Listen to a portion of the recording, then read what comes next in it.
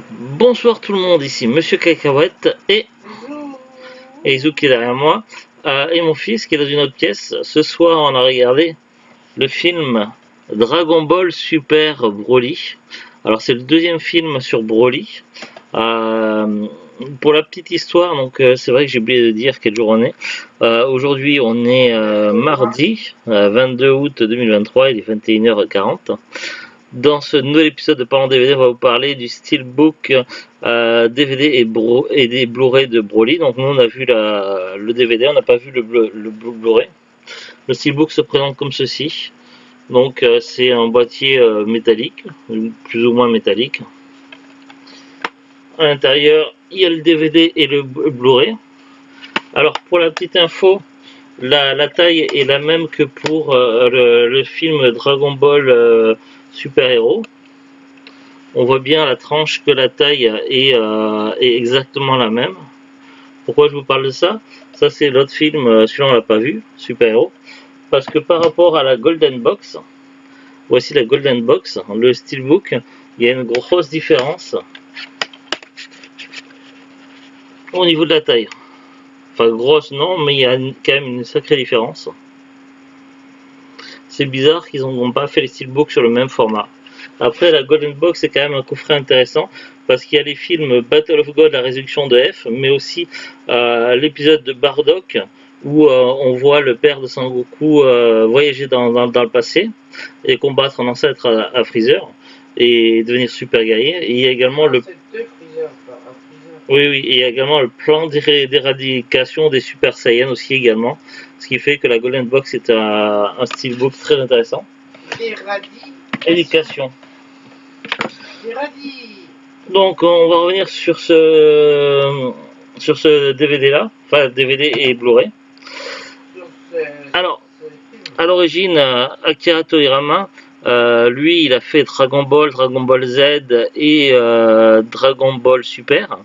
Il n'a pas fait Dragon Ball GT et il n'a pas participé au OAV, aux films qui sont sortis dans les années 90. Ce qui fait que certains personnages, il ignorait complètement l'existence. Je crois avoir lu des articles là-dessus il y a un petit moment, si je dis pas de bêtises. Et donc, il s'est avéré que le personnage de Broly, qui avait été créé spécialement pour un OAV, était très populaire. Finalement, Akira Toriyama, à l'époque de Dragon Ball Super, a décidé de valider ce personnage-là, de le mettre canon dans l'histoire de Dragon Ball Super. Et du coup, on a eu ce film-là qui est sorti, je crois, au cinéma, si je dis pas de bêtises. Et puis évidemment en support physique. Là, au niveau de l'histoire, ça se passe peu dans Dragon Ball Super, peu de temps après, enfin, ou quelques temps après, après le fameux tournoi des univers. Au niveau de l'histoire, on a plusieurs temporalités. Au début, ça se passe un certain temps dans le passé, lorsque la planète Vegeta n'a pas été détruite. On voit discuter entre eux, donc on voit le roi Cold qui présente Freezer qui va prendre sa place au sein de son armée. On voit également le roi Vegeta. On voit également le père de Sangoku ainsi que la mère de Sangoku. Au niveau des doublages VF, certains doublages m'ont un petit peu déstabilisé, notamment les doublages du roi Cold, du roi Vegeta et de Paragus. J'ai trouvé assez, même le doublage de Badak, le père de Sangoku, je sais pas, j'ai trouvé les doublages un petit peu étranges. Zou, elle a tiqué sur le doublage de Bulma, qui ressemble beaucoup à celui de Julia Roberts, mais je sais pas si à l'origine c'est pas le même doubleur. La même doubleuse, je sais pas. Moi j'ai pas tiqué plus que ça. C'est surtout moi les doublages du roi Cold, roi Vegeta, Paragus et Badak qui m'ont un petit peu déstabilisé. Ce que j'ai préféré dans le film, c'est le passage où ça se passe dans le passé, où on voit des Saiyans, la planète Vegeta, mais il n'y a pas ce côté avec dans l'OAV où Badak avait des visions sur l'avenir et qu'il allait faire en sorte de combattre Freezer, tout ça. Ça se passe pas de la même façon que dans l'épisode du père de Sangoku, dans l'épisode de l'OAV. Donc du coup c'est vrai qu'il y a des choses qui m'ont un petit peu étonné. Après on voit également que Broly se retrouve exilé sur une planète. Ce que j'ai préféré, ça se passe lorsque ça se passait dans le passé. C'était intéressant, ça donnait une autre vision des choses. Après, on voit en cours accélérer les épisodes de Dragon Ball Z où les héros grandissent et combattent des différents ennemis. Et puis, on se retrouve au moment de Dragon Ball Super, après le tournoi, où finalement, des hommes de Freezer ramènent avec eux Broly et son père.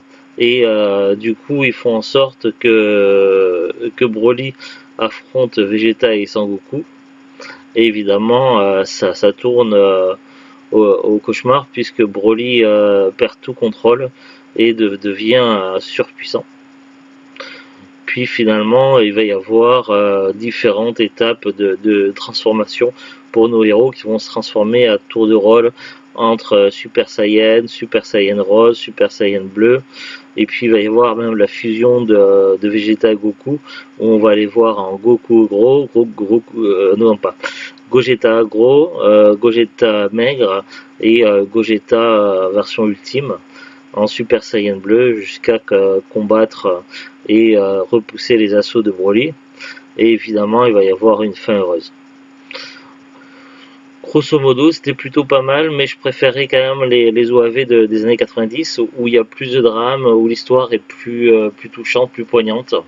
Là, je trouvais qu'il y avait surdosage d'effets spéciaux et d'effets de lumière et d'explosions. Je trouvais que c'était surtout trop de surenchère dans les explosions, dans les effets spéciaux, et pas assez de consistance au niveau du scénario. Ce qui est un peu dommage parce que c'était ça qui était intéressant dans le premier film de Broly. Après, voilà, c'est vrai que j'ai trouvé ça sympa, mais sans plus quoi. Il manque quelque chose pour faire ce film-là sur Broly vraiment intéressant. C'est dommage parce que j'apprécie Dragon Ball Super. Il y a des gens qui aiment et d'autres qui aiment pas. Moi, je trouve ça plutôt sympa. Et il y avait moyen de faire quelque chose de super cool avec Broly, mais je trouve qu'ils sont passés complètement à côté et c'est dommage. Voilà, la seule chose qui m'a vraiment beaucoup plu le plus, c'est dans le passé, lorsqu'on voit les personnages à l'époque où la planète Vegeta n'était pas détruite et on voyait différents Saiyans, notamment la mère de Sangoku, tout ça, et Raditz enfant, tout ça, c'était également très intéressant. Mais voilà, c'est vrai que trop de surenchère, trop d'effets spéciaux, pas assez de consistance, ce qui fait que ça m'a déçu. Par contre, Raditz c'est son grand frère, Son Goku. Par contre, je suis content de l'avoir en steelbook. Les parents, ils appellent leur fils Carotte et Raditz. Ouais. Après, pour moi, ça va parce que c'est un steelbook que j'ai pas payé cher. On l'avait acheté en solde à Carrefour il y a quelques temps. Je sais plus si c'était il y a un an ou deux, je m'en souviens plus. Mais voilà, c'était en solde, donc c'était un prix très correct. Maintenant, les prix sont beaucoup plus élevés si on regarde sur internet. On va quand même commencer par regarder la fiche Wikipédia. Et j'ai Neige qui veut que je m'intéresse à elle. Alors, Dragon Ball Super Broly, Doragon Boru Super Borui, c'est le 20e film d'animation japonais de l'univers Dragon Ball sorti en 2018. Il s'agit du je sais pas. Il s'agit du premier long métrage basé sur la série Dragon Ball Super. L'intrigue reprenant juste après l'arc survie de l'univers.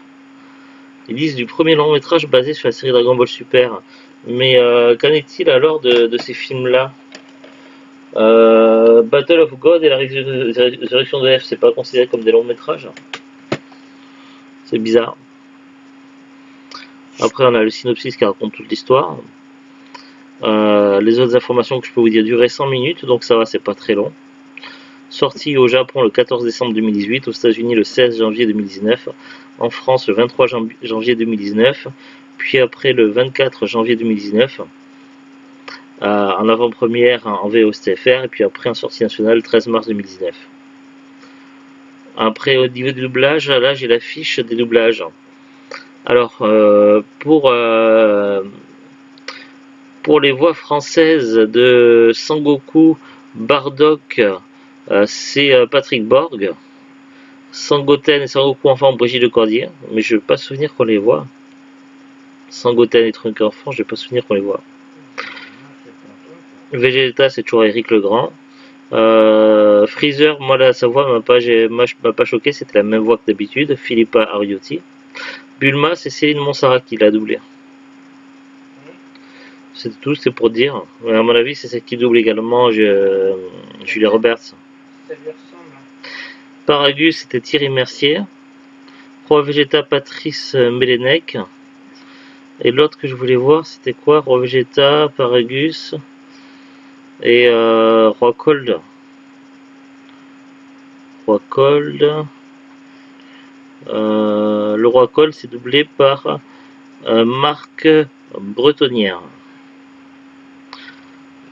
Après critique sur Allociné, le film reçoit des retours assez moyens avec une note moyenne de 2,7.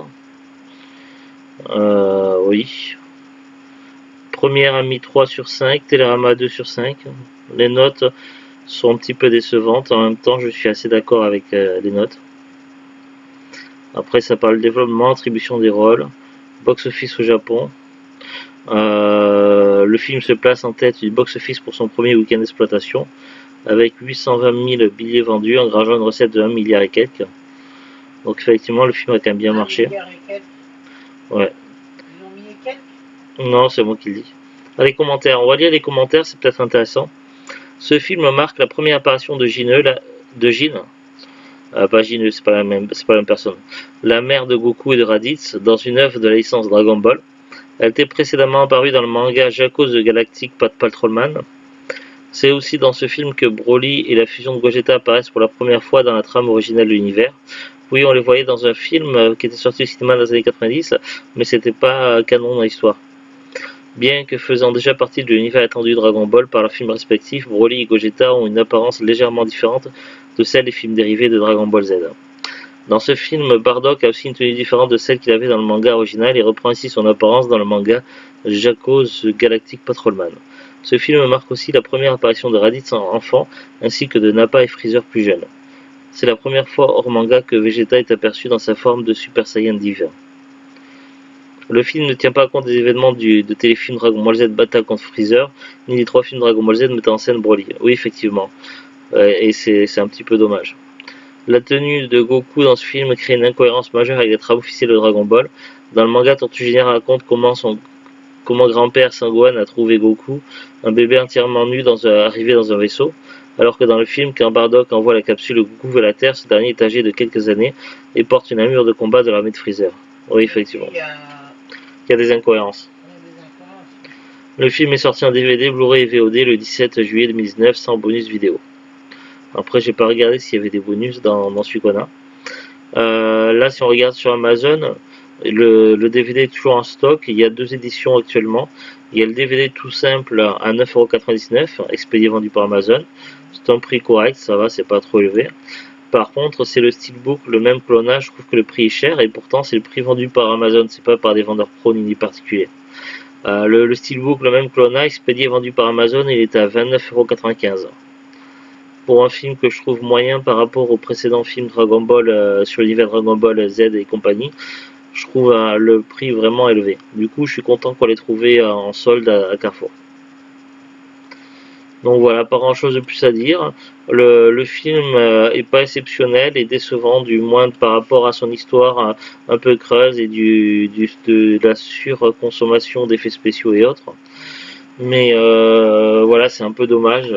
Surtout que c'est un personnage qui plaît énormément aux fans de licence Dragon Ball Z. Et je trouve que je suis assez déçu de ce qu'ils en ont fait. Après, à voir après comment ils utilisent plus tard Broly dans Dragon Ball Super. Hein. Si dans les prochains épisodes, ils en font quelque chose de bien, donc à voir.